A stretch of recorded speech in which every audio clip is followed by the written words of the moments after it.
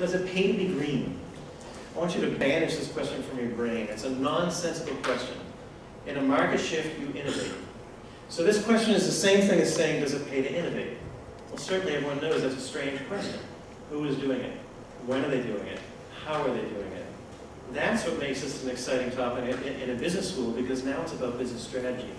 And now it's about trying to find the opportunity and take advantage of it. If it simply was a blanket statement, does it pay to be green, everyone would be doing it. It would require no thought. We require no courses on it in a business school. But because it's about strategy and innovation, now it becomes a very exciting topic to teach in business schools, because now it's telling young people there's an opportunity if you can find ways to get through. When I first started teaching environmental issues in a business school, longer ago than I care to remember, I was teaching people how to go into big companies and get them to see environmental issues as opportunities. And what's exciting now is that I'm seeing more and more students who are saying, I don't want to go into a big company and teach them how to do it, I want to start my own. And that's a fundamental shift. It's very exciting in this space. And representative of the idea, does it pay to be green? It's a nonsensical question. It's an opportunity space or market shift. How are you going to take advantage of it? When we think about the opportunity space that's before us, think about the idea of market shifts coming in waves. We have periods of, if you've read a book by Thomas Kuhn called Structure of Scientific Revolutions, we have periods of normal science, he calls it. There's a period of equilibrium where things are pretty stable. And then something comes along that doesn't make sense. We try to make sense out of it, and we come up with a different reality on the other side. So environmental issues within business have been pushed along by these events. The Santa Barbara oil spill, Earth Day, Bhopal, Chernobyl, the Deepwater Horizon, more recently, ExxonMobil, or the Exxon Valdez spill. These kinds of things create these anomalies. The ozone hole. Ozone hole fundamentally changed the business for DuPont on CFCs. These kinds of events come along and they create shifts, these sudden shifts in the business environment. The first one happened around 1970. And out of that we got environmental regulation. The entire structure of environmental regulation in this country came beginning in 1970 and through the 70s got set. So in companies this was an issue of regulatory compliance. Around 1990, this started to become an issue of strategic advantage. Insurance companies started to care about it. Consumers, the body shop was one of the first ones to take advantage of the idea that people would actually use their values to buy goods and services rather than just on their functionality and price. And that continues today. And companies actually started to compete with each other. Rather than just treat waste at the end of the pipe, maybe we should change the way we make it, or maybe we should make something completely different. This happened around 1990, and out of it came a different conception of business strategy and the environment. Today we're in the midst of one of those shifts. I've drawn this picture starting to level off, and I've had a lot of debates with colleagues. Is it still going up? Is it leveling off? Is it coming down? It will drop off. Our attention to certain issues around salience, it does have a finite lifespan. And we start to, get fatigue. Some people are getting green fatigue already, and then we move on to something else, but then there will be another perturbation and another set of shifts. And so the question is, in the midst of this market shift, what's going to be different in 3, 4, 5, 6 years that they're not doing, that business is not doing today? There's the question if you want to try and find the opportunity space. One of the things I do as I assign my students, what will business have to do in 10 years? And what will they have to do in 50 years that they don't do today? And there you can start to think about what is the opportunity space around environmental issues. And again, this is where it gets fun.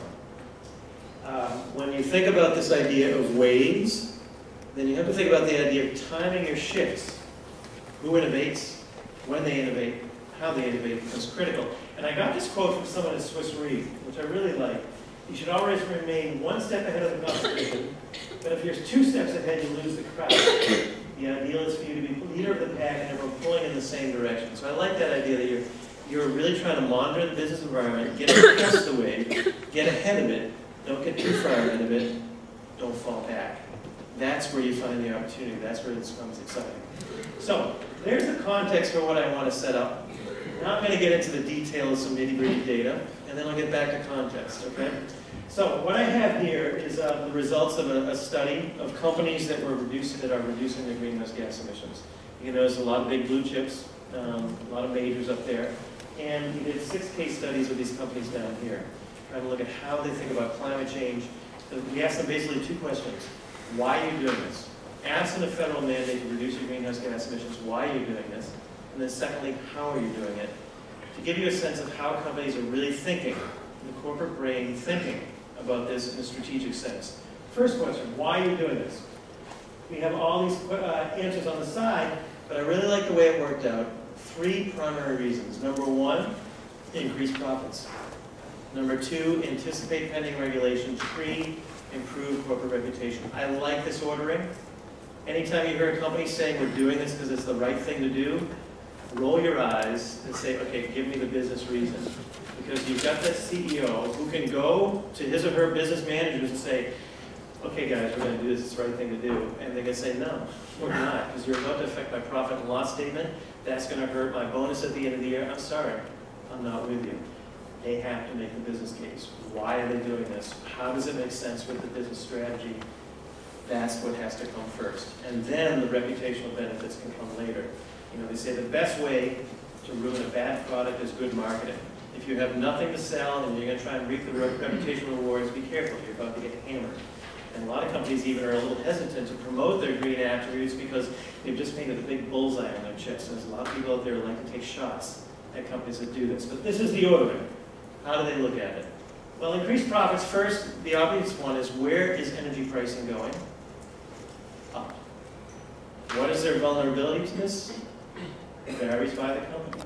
But the price shock we had 2 years ago, in summer of 2008, really got a lot of companies to wake up to the fact that we have a huge vulnerability here on energy costs and we need to get a grip on it.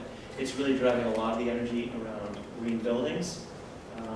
A lot of people's purchasing decisions on automobiles is driven by this. Energy costs, number 1 factor of increasing profits. Number 2, a lot of investor interest. The social responsible investing community is very strong in this area. A lot of money flowing into this. That is feeding a large green tech sector that is emerging. I actually should change the slide. I actually think that the word green has become pejorative in certain circles. They hear that as liberal, left-leaning. There are surveys, you want a green building? No, don't give me that liberal stuff. Do you want a smart building? Yeah. Do you want a hyper-efficient building? Yeah. Just don't give me one of those green buildings. But the green tech sector, and it's really not green anymore. Is the Prius a green product? No, it is absolutely not. It is a growing market sector. Toyota is not doing it for corporate social responsibility reasons. They're doing it because it's key to their strategy. And in fact, one point I really make strongly is I don't teach corporate social responsibility in a business school. If I do that, what I'm telling my students is, go to your other classes, learn how to maximize NPV, ROI, ROA. Come into my class, I'm going to teach you a different value set. That won't work. What you need to be able to say is, this is where they overlap. Business strategy, environmental issues. This is where the opportunity space is, and this is what's sustainable. You know, a sustainable company that's losing money and goes out of business is not very sustainable. A company has to make money in order to affect these kinds of solutions. That's key. The third area is growing consumer demand. Now, Whirlpool is a very interesting example on this. They're looking at possible climate regulation as an opportunity. They see energy efficiency as a way to differentiate themselves in the market. And this gentleman from Whirlpool made it clear that in the 80s, energy efficiency was number 10, 11, and 12 in consumer priorities. That's come up to number 3, and they expect it to continue to grow. Whirlpool makes some of the most energy efficient appliances on the market. If you go down to Lowe's right now, you can buy your baseline washer. This isn't an advertisement for Whirlpool, let me back up. But just talking about efficient washers, front-loading, hyper-efficient washers. You can buy a baseline washer for about $500. You can buy a top-of-the-line energy-efficient washer, energy and water-efficient washer, they go together, for about $1,200. That's a $700 price differential, and most people balk. Most people don't run a net present value calculation. Companies do. If you do run the net present value calculation based on the cost of energy and the cost of water, where I live in Michigan, the average family of 4 will get that $700 back in about 5 years. Well, that's a pretty good payback. If you go to Southern California, you'll get that money back in 1.2 years. That has now left the land of consideration and has entered the land of no-brainer. But people still balk. They look at that $700 up front and they don't want to spend it. And the Whirlpool is banking on as